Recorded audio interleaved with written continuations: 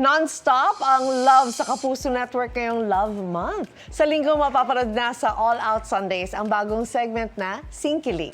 Unique singing competition yan na hinaluan ng blind date.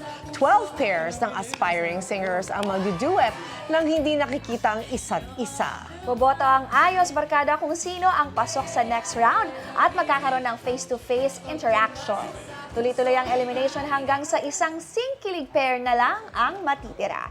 Payo ng Kapuso Love Teams, kailangan ma-feel ng contestants ang kanta para tagos sa screen ang chemistry. Yun, chemistry is very important. Oh, yes. Gusto mo bang mauna sa mga balita? Mag-subscribe na sa GMA Integrated News sa YouTube at tumutok sa unang balita.